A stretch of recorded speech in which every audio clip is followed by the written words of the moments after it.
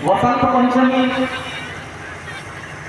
के अवसर पर आज के कार्यक्रम की अध्यक्षता कर रहे माननीय अध्यक्ष जी, मुख्य अतिथि के रूप में, मेरे मुख्य अतिथि के रूप में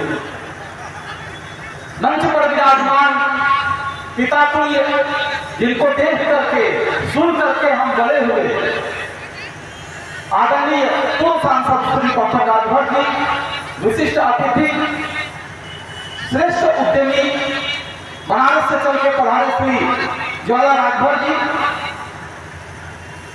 कार्यक्रम के सूत्रधार।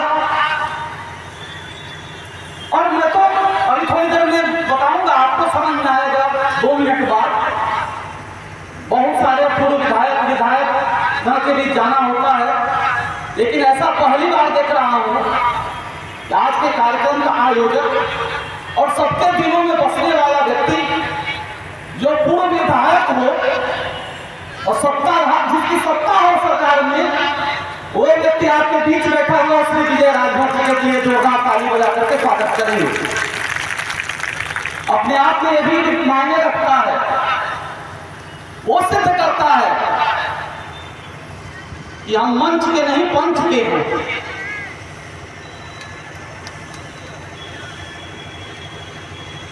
इस प्रांगण में उपस्थित मेरे समस्त छोटे बड़े भाई बहन, प्रशासन से जुड़े हुए लोग, पत्रकार एवं छायाकार बंधु, शारदे का घर बार आपने सजाया यहाँ, आज माँ शारदे को ही यहाँ मनाइए। बहुत सुंदर गीत गाया था, आपको भी संबोधन करना चाहता हूँ। आदरणीय जो विवाह के लोग बैठे हुए हैं, जब आप गीत गा रहे थे, वो अनुभूति हो रही थी, लग रहा था कि स्वर्गीय बेचन राजभर जी का ही स्वर गूंज रहा है। बचपन में हमने बैठ करके सुना है, गुना है, चिंतन भी करने का सुअवसर प्राप्त हुआ है। शारदे का घर बार आपने सजाया यहाँ, आज माँ शारदे को ही यहाँ मनाइए। स्वर ताल लय छंद शब्द सब बढ़ रहे, आप सब बोलते पूरे मन से बजाइए।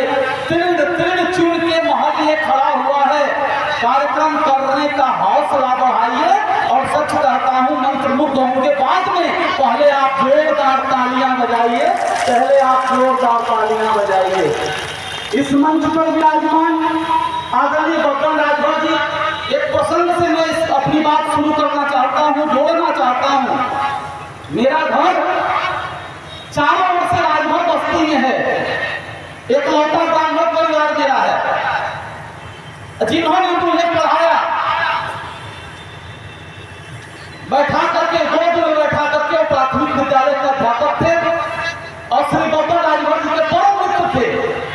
इसलिए कह रहा हूं कि कोरोना काल में हमारे बीच नहीं रहे स्वर्गीय विभूति राजभर जी।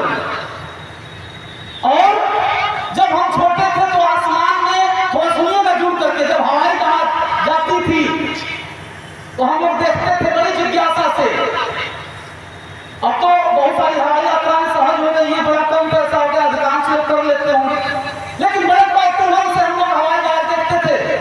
मास्टर साहब के पास बैठे मास्टर जहाज जाती है सामने से, और बहुत बड़ी चीज लगती थी। कभी जहाज केवल आवाज सुनाई देता था, बादलों में गुम हो जाती थी। ये उदाहरण देने का कोई मकसद है इस सभा से, लेकिन मास्टर साहब प्राइमरी के मास्टर का उसमें वेतन बहुत कम रहता होगा। आदरणीय सांसद जी, वो हवाई जहाज की यात्रा के बारे में सोच भी नहीं सकता। युवक किशोर राजभर जी हम लोग देखते थे, हंसी करते थे, लेकिन अगली बार को कहने जा रहा हूं, जब डॉक्टर राजभर जी सलेमपुर संसदीय क्षेत्र से सांसद बने, भारत के सर्वोच्च पंचायत में पहुंचे, तो मेरे गुरु स्वर्गीय युवक किशोर राजभर जी को पहली बार हवाई यात्रा आपने कराया। हवाई जहाज में बैठा करके, आपको याद होगा वो दिन दिल्ली लेकर के मास्टर साहब को, गुरु जी को हमारे, आप लेके गए थे अपने बैठा करके। ये मतलब होता है नेता का।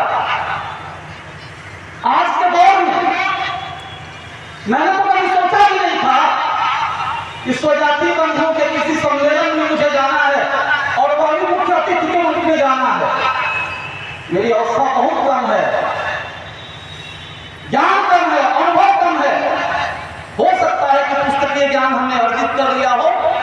लेकिन व्यवहारिक ज्ञान का बहुत महत्व है।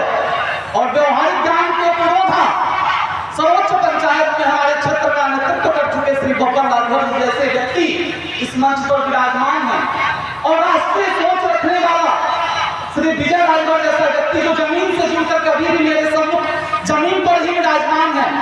ऐसे लोगों द्वारा आयोजित इस कार्यक्रम में जननी जन्मभूमिश्च स्वर्गादपि गरीयसी की चरितार्थता ने नालंदा विश्वविद्यालय में बैठ करके मैं सोच रहा था कि जिस आदमी ने जलाया नालंदा विश्वविद्यालय को, जिसने जलाया, उसका नाम था बख्तियार खिलजी।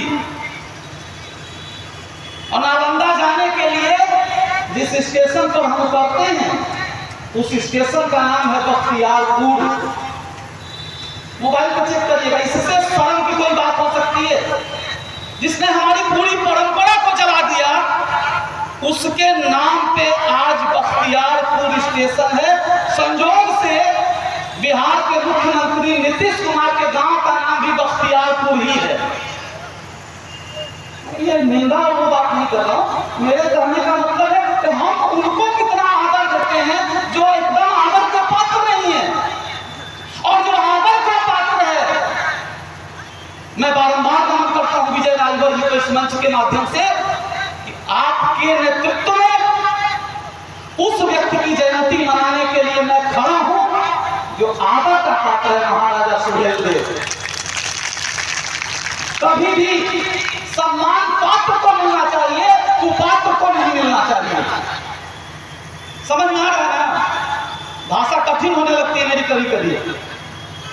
भाषा मतलब जो पात्र हो, जो लायक हो, उसको सम्मान मिले, नालायक को कभी सम्मान नहीं मिलना चाहिए। आक्रमण तो बहुत हुए भारत पर, एक स्पष्ट कर देना चाहता हूं। सोशल मीडिया पर जिसको पार करके सैयद सालार मसूद गाजी यहां तक आया बहराइच तक, उस सिंधु नदी के तट पर वेद की ऋचाएं लिखी गई, उसी सिंधु के तट पर। आज सिंध हमारे पास नहीं है। रावी, चिनाव, झेलम, सतलज, व्यास कोई हमारे पास नहीं है। जिस व्यास नदी के तट पर सिकंदर को हराया गया वो भी हमारे पास नहीं है। थोड़ा चिंतन करिएगा, नक्शा होता तो और अच्छे से मैं समझाता इस चीज को। लेकिन जो आक्रमण हुए, क्योंकि सिंध प्रांत ही पहले पड़ता था, बॉर्डर था भारत का जो बहुत दूर तक था। 719 ईस्वी में पहला इस्लामी आक्रमण हुआ। मोहम्मद बिन कासिम, अरब के खलीफा मोहम्मद बिन कासिम ने अपने सिपहसालार हज्जाज ने बिन कासिम को भेजा। 719 ईस्वी में आया सिंध तक, फिर वहां से वापस लौट गया क्योंकि सिंध के राजाओं ने प्रतिकार किया। 719 में भारत की जनता ने इतना प्रबल विरोध किया कि उसके बाद किसी मुस्लिम शासक की ताकत नहीं मिली, कई 100 सालों तक आक्रमण करनी थी। लेकिन आसान है याद करना, महमूद ने आक्रमण किया 1000 में और रोक दिया उधर की धरती को। कौन नहीं जानता, पूरा अफगानिस्तान भारत था। यही तो दुर्भाग्य है। हम जानते हैं जो अभी बात कर रहे थे सांसद जी, बाबर का लड़का हुमायूं, हुमायूं का लड़का अकबर, अकबर का लड़का शाहजहां, शाहजहां का लड़का औरंगजेब, औरंगजेब का बाप शाहजहां, शाहजहां का बाप अकबर, अकबर का बाप हुमायूं, हुमायूं का बाप बाबर। माताओं के नाम भी जानते हैं, लेकिन आप में से कितने लोग जानते होंगे परम प्रतापी महाराजा सुहेलदेव जी के माता जी का नाम क्या था, उनके दादी का नाम मुझे नहीं मालूम है, इसलिए कह रहा हूं कि अपना ध्यान किया होगा, लेकिन अभिशप्त लोगों को यह ज्ञान नहीं है। सुहेलदेव जी के दादाजी परदादा जी का नाम क्या था? रिसर्च होने चाहिए थे आजादी के बाद। माना कि वो पुरानी का दौर था, अफगानिस्तान पूरा हमारा था, पाकिस्तान तो 47 से पहले हमारा ही था, लाहौर में भगत सिंह की फांसी हुई, पाकिस्तान हमारा, पीओके हमारा, ईरान पूरा हमारा।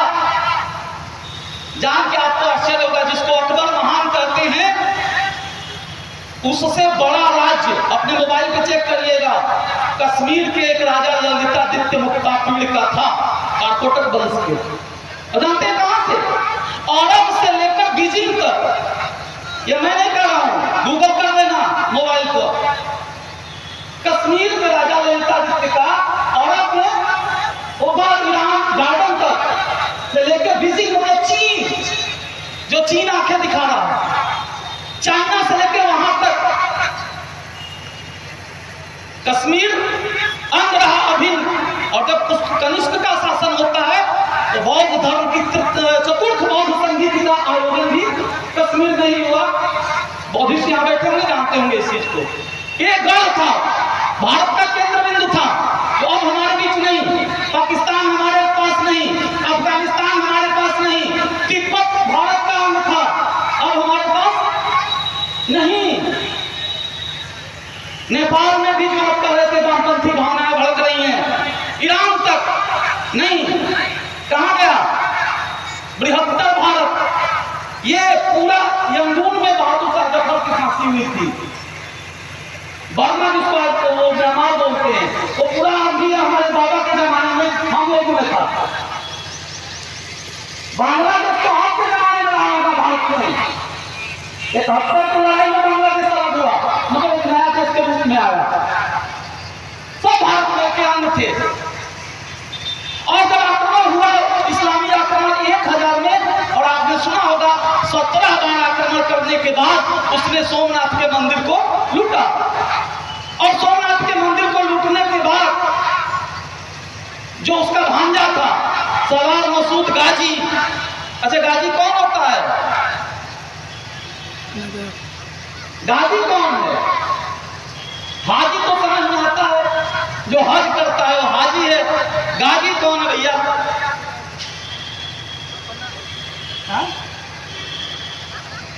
उस उत्तर तो चाहिए ना, जो कम से कम 1 लाख हिंदुओं का कत्ल कर दे, काफिरों का सफाया कर दिया हो, गाजी होगा। जो काफिरों का सफाया कर देगा। सूरा नंबर 9 आयत नंबर 23, जो नहीं मानता उसको वो काफिर है। और काफिर क्या है? वाजिबुल कत्ल है, उसका कत्ल होना जायज है। स्पष्ट लिखा है कि हाथ लगा के, जब पाक महीने रमजान के बीच गया तो हाथ लगा के बैठे रहिए और काफिर का कत्ल करिए। मेरे यहां सबने, कुछ लोगों ने देखा होगा, जब पोस्टमार्टम होता है, पोस्टमार्टम में मैं गया हूं सांसद जी, तो एक आता है चतुर्थ श्रेणी का कर्मचारी करता है कि 500 रुपया दीजिए ब्याज।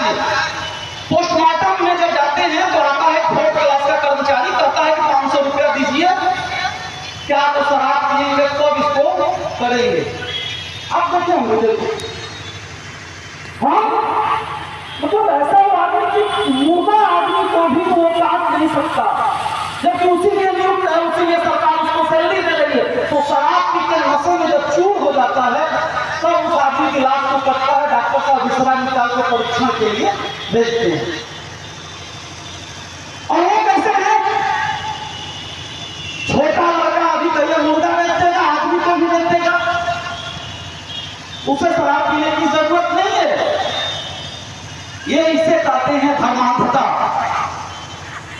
और वो धर्मांधता की जब आंधी चली तो सारे लोग नेस्तनाबूद हो गए, कोई बचा नहीं। सिंध को पूरा तहस नहस करते हुए, दिल्ली पर कब्जा करते हुए, जिसे राजधानी नहीं थी, दिल्ली पर कब्जा करते हुए, जहां हम बैठे हैं अवध का, इसको लगभग पार करते हुए आंधी आगे बढ़ी थी, जिसको रोकने की ताकत किसी में नहीं थी, क्योंकि धर्मांधता की आंधी थी। और उस आंधी में तलवार के दम पर धर्म परिवर्तन कराए गए। तब किसी शायर ने लिखा कि जिसको आन प्यारी थी, जिसको आन प्यारी थी वो कुर्बान हो गए, जिसको आन प्यारी थी वो कुर्बान हो गए, और जिसको जान प्यारी थी वो मुसलमान हो गए। हुआ भारी संख्या में। महाराजा सुहेलदेव को जान प्यारी नहीं थी। ये रिसर्च होना चाहिए कि नहीं होना चाहिए कि महाराजा सुहेलदेव के साथ जिन 21 राजाओं ने गठबंधन बनाया उनका शोध होना चाहिए। आज उनका भी तस्वीर लगा होता, शोध होना चाहिए। उनका दायित्व है जो प्रोफेसर बैठ करके खा रहे हैं एंशिएंट हिस्ट्री के, करोड़ों रुपए तनख्वाह पा रहे हैं। सांसद जी अवसर मिले तो प्रश्न जरूर उठाइएगा। उन 21 राजाओं के साथ जो गठबंधन महाराजा परमश्रद्धेय सुहेलदेव जी ने किया उस आंधी को रोकने के लिए, वो सेना जिसको जान प्यारी नहीं थी, जिसको आन प्यारी थी, हिंदुस्तान की रक्षा करनी थी। ये तो सोचिए आप कि पूरा अफगानिस्तान पाकिस्तान वाला इलाका पकड़ के अवध तक के लोगों ने अपना खतना करा लिया, लेकिन उसके बाद इस्लाम की तलवार वहीं पर रुक गई बहराइच में आके। वो किसकी जिम्मेदारी है? वो इस्लाम की तलवार बहराइच से आगे नहीं बढ़ पाई, उसको रोकने का काम महाराजा सुहेलदेव ने किया। शोध निश्चित होना चाहिए। 70-75 सालों से कौन सा सिलेबस पढ़ा रहे हैं विश्वविद्यालयों में? केवल मुगल शक आए, हुआ है, कुसार आए, यवन आए, आक्रमण हुए। डकैती किसके घर पड़ती है? जिसके घर में 10 रुपया होता है। आता देंगे कि लक्ष्मी जी की पूजा करके लक्ष्मी को पाश्चात्य देशों में, ऐसा नहीं है। आज $1 लगभग 80 रुपए के आसपास है, थोड़ा अधिक हो सकता है। लेकिन अंग्रेजों के जमाने में जब अंग्रेज आए उस समय भी भारत बहुत लूट चुका था, तो $1 1 रुपए के बराबर था। दुनिया के जितना निर्यात होता था उसका 35% 34% भारत करता था। यह मैं नहीं कह रहा हूं, आप आपको किसी भी स्वतंत्र एजेंसी से दिखवा सकते हैं। हम बड़े ताकतवर थे।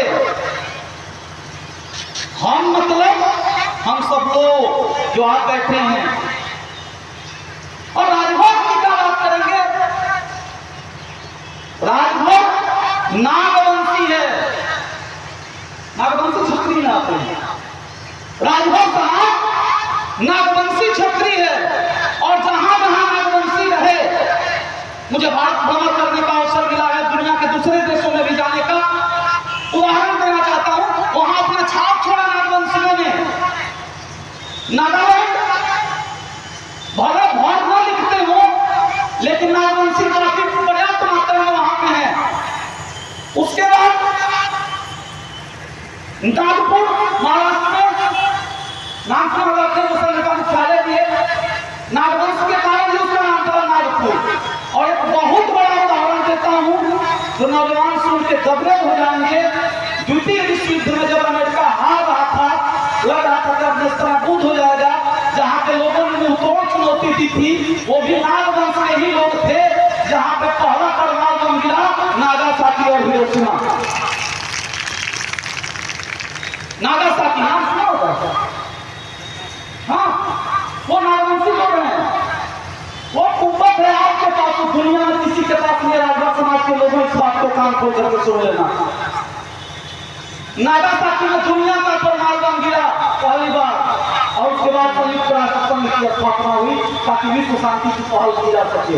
इतनी ताकत आप में है, वो जुनून है। सांसद जी कह रहे थे वक्त बदल सकता है लेकिन रक्त नहीं बदलता है, खून आज भी है। जाते हैं जियारत करने। अच्छा, ताजिया कहीं नहीं निकलता है पूरी दुनिया में। आप पूछ लेना, किसी मुस्लिम से भी पूछिएगा, दुनिया के किसी भी इस्लामिक देश में ताजिया नहीं निकलता है। जहां जन्म हुआ इस्लाम का, पैगंबर मोहम्मद साहब जहां से, तो वहां नहीं निकलता, क्योंकि उनके नवासे थे। उनको करबला के मैदान में शहीद किया गया। वो भी फजर की नमाज पढ़ रहे थे और कहा करते थे उनके नबी जितना हमको अल्लाह प्यारे हैं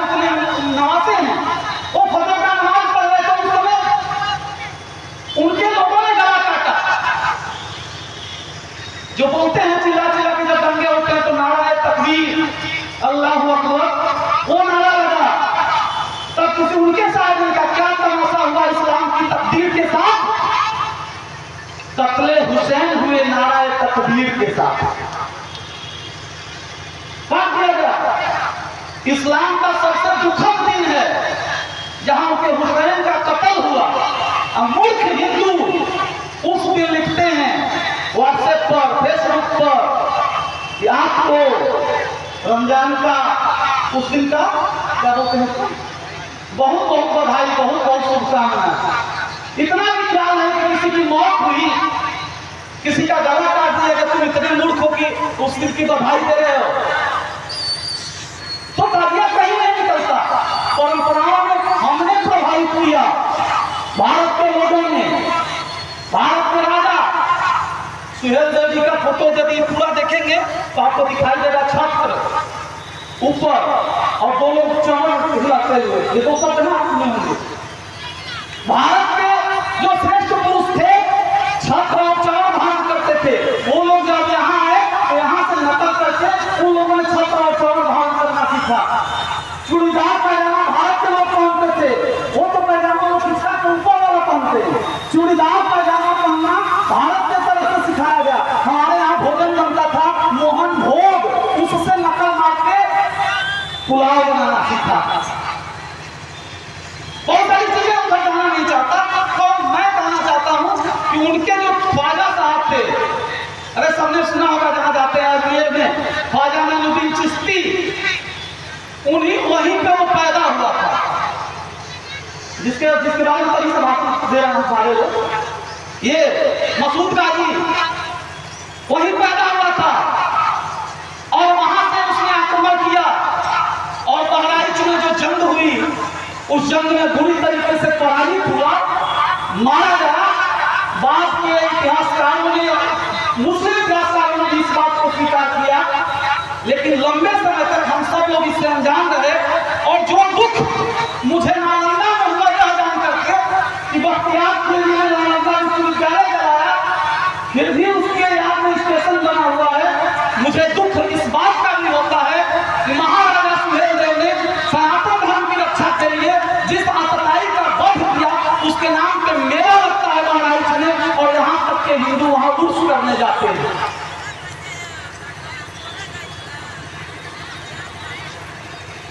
मैं कहता हूं मंचों से, हिंदू हो तो हिंदू रहो, जय जय श्री राम कहो, लेकिन सबकी भावनाओं का सम्मान होना चाहिए। हो मुसलमान तो अजान गूंजे आसमान, लेकिन वतन परस्ती का अजान होना चाहिए। सिख पंथी हो तो गुरु ग्रंथ को करो प्रणाम, गुरु गोविंद वाला आन बान होना चाहिए, और वतन की आन बान शान पर जो आ जाए, पहले सबके दिल में हिंदुस्तान होना चाहिए, पहले सबके दिल में हिंदुस्तान होना चाहिए। गेंदा का फूल आपकी बिरादरी के लिए कह रहा हूं, यह गेंदा का फूल आपने हमको पहना दिया, आदरणीय सांसद जी को पहना दिया, गाने वाली बच्चियों को पहना दिया, प्रधानगण को पहना दिया, राष्ट्रपति को पहना दीजिए, देवों के देव महादेव को पहना दीजिए, या महाराजा सुहेल देव जी को पहना दीजिए। यह गेंदा का फूल कुमलाने लगेगा 1 घंटे के बाद। 1 घंटे बाद यह गेंदा का फूल कुमलाने लगेगा, क्योंकि यह अपने जड़ से कट गया है। राजभर समाज को यह बात याद रखना चाहिए, आपका जड़ यह राजभर समाज है। जिस दिन आप समाज से कट जाएंगे, अपने मूल से कट जाएंगे, आप भी कुमला जाएंगे, कहीं लायक नहीं रह जाएंगे। मैं धन्यवाद देना चाहता हूं विजय राजभर जी को कि आपने इतने भारी समूह को उसके जड़ से जोड़ने का प्रयास किया। आपको अपना इतिहास जानना चाहिए, जानेंगे कैसे, उसके स्रोत उतने उपलब्ध नहीं है, लेकिन स्रोत उपलब्ध कराया जाए, सबका प्रयास होना चाहिए। साथ ही जो बातें कही जा रही हैं, शिक्षा पर ध्यान देना चाहिए हमको। एक कहावत कही जाती है विजय राजभर जी, चूंकि मैं आप ही के समाज के बीच पैदा हुआ हूँ, सांसद भी समझ रहे हैं, उसी मेरा अकेला घर है, चारों राजभर समाज के लोग तो कहते हैं कि चलवे भरवा काटते तो आज के खर्ची बांटते, कहता है ना,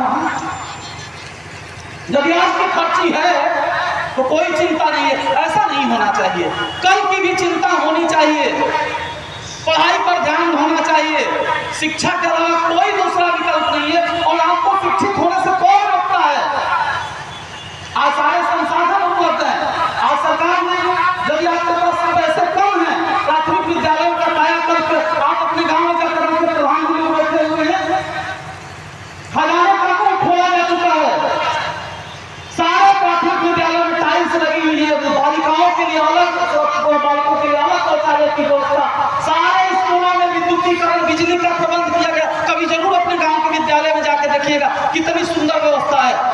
और प्राइवेट स्कूल में जाएंगे तो क्या होगा? सांसद जी, एक आदमी गया प्राइवेट स्कूल में, विधायक जी, तो कहता है कि एडमिशन कराना है। उन्होंने कहा ठीक है करा लीजिए। ड्रेस कहाँ से मिलेगा? तो स्कूल से। बैग कहाँ से मिलेगा? स्कूल से। जूता मोजा कहाँ से? स्कूल से। टाई बेल्ट कहाँ से? स्कूल से। आई कार्ड कहाँ से मिलेगा? स्कूल से।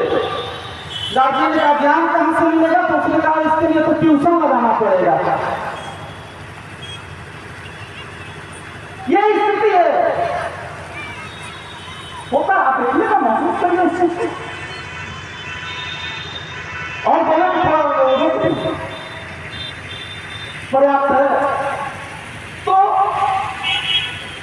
ये कहना चाहता हूं, आपके पास यदि संसाधन कम है, उच्च कोटि के, आज उत्तर प्रदेश में जैसा सांसद जी कह रहे थे, अभी आपने थोड़ी देर पहले कहा घूस रिश्वत देकर के आप नहीं बन सकते।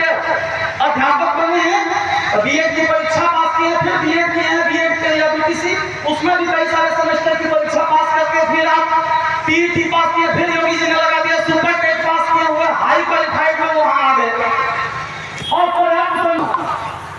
वो कह रहा है जो सबसे कहा है जिसको दुनिया का सर्वश्रेष्ठ विद्यार्थी है, उसने कहा कि मैं सबको मार सकता हूं, अपने समाज को मैं कैसे मार दूं? जब तक लोगों कुल कुल धर्मा सनातना, अपने समाज को यदि मैं मार दूं, कुल यदि मेरे समाज का नुकसान होगा तो मेरा पथ भ्रष्ट हो जाएगा। धर्म भी हो चुका, और जब मेरा समाज में अधर्म बढ़ जाएगा, जब ऐसा मैं करता हूं तो, और अधर्मा भी बहुत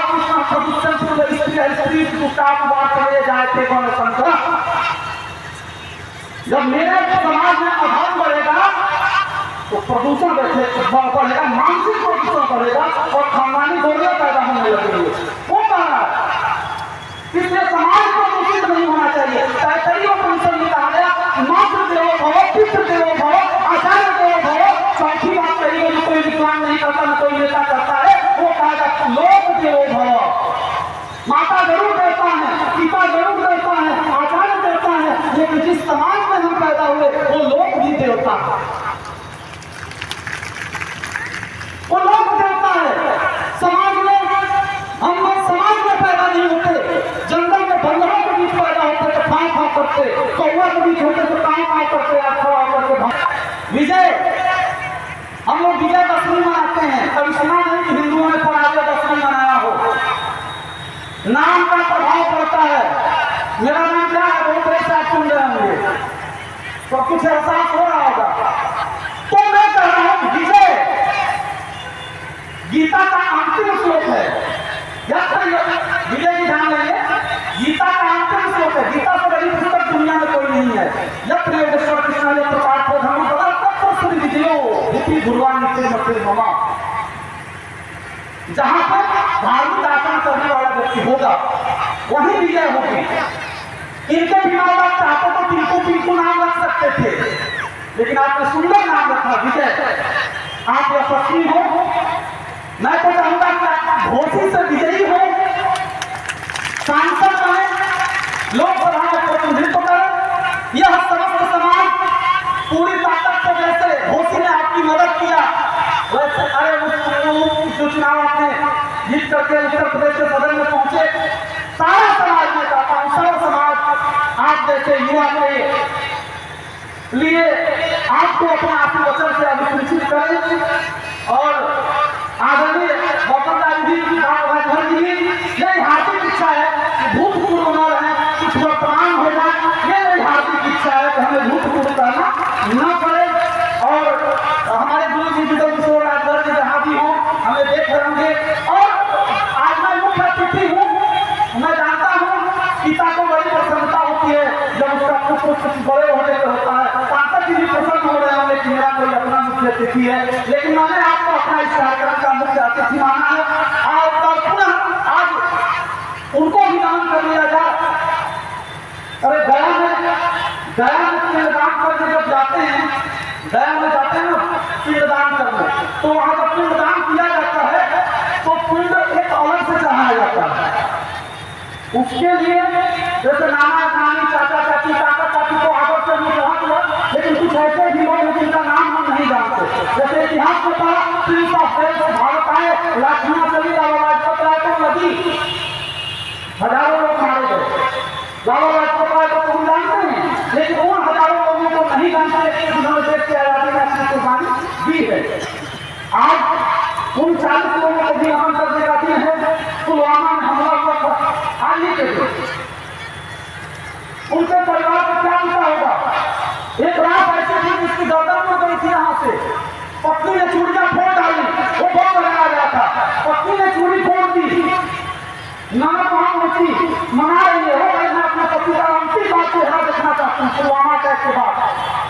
तब क्या करें?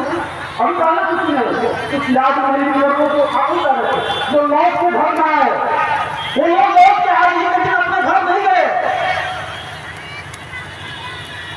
तो उन्होंने मुझे दिखाया